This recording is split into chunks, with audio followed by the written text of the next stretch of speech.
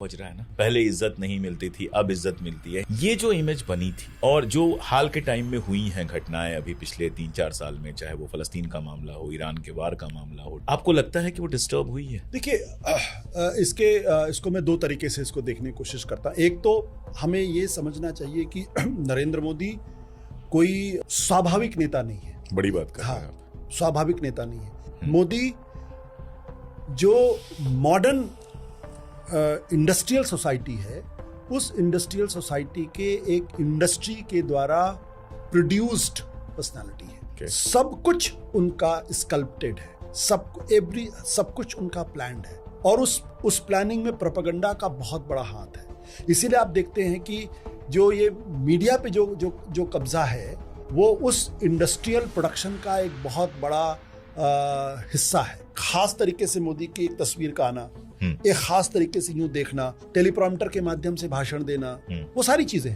क्यों ये press conference क्यों नहीं करते? क्योंकि स्पॉन्टेनिटी नहीं है इनके अंदर। तो मैं ये कहता हूं कि जो ये इंडस्ट्रियल प्रोडक्शन है, वो जो प्रतिमान की गढ़ी गई है, उसके वो प्रोड्यूस है। तो जब वो विदेशों में जाते हैं तो उसके 15 दिन पहले एक टीम इनकी जाती है जो वहाँ के एनआरआईज को इकट्ठा करती है, फिर वहां जाके ये खड़े होते हैं, फिर हाथ मिलाते हैं, यूं यूं यूं यूं करते। Everything is planned. More of a theatre. हाँ, और उसके बाद फिर उस इमेज को हिंदुस्तान में एक्सपोर्ट किया जाता है और लोग उस छवि को ही देखते हैं, क्योंकि कोई काउंटर नैरेटिव, कोई काउंटर मीडिया उस तरीके से पहले नहीं, अब तो है।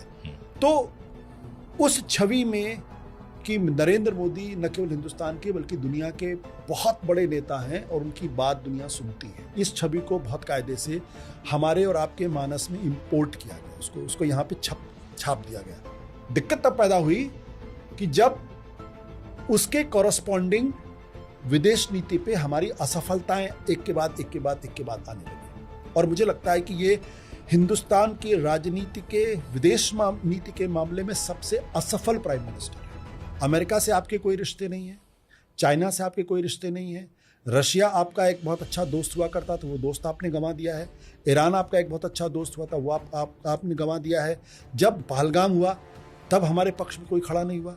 और आर्थिक स्तर पर आज आप देख लीजिए, सबसे ज्यादा टैरिफ हमारे ऊपर लगाया गया। एफडीआई जिस तरह से यहाँ जा रही है, बिल्कुल आश्चर्यजनक है। मतलब जीरो हो गए आप एफडीआई में। तो आप हैं कहाँ? आज आप, नेपाल आपके साथ नहीं है, श्रीलंका आपके साथ नहीं है, बांग्लादेश आपके साथ नहीं है, पाकिस्तान तो कभी भी आपके साथ नहीं था, होना भी नहीं चाहिए, भूटान तक। Where are we? तो हमारी विदेश नीति कहाँ है? इजराइल के साथ, सिर्फ इजराइल के साथ। और इजराइल कौन है? एक जेनोसाइडल स्टेट है।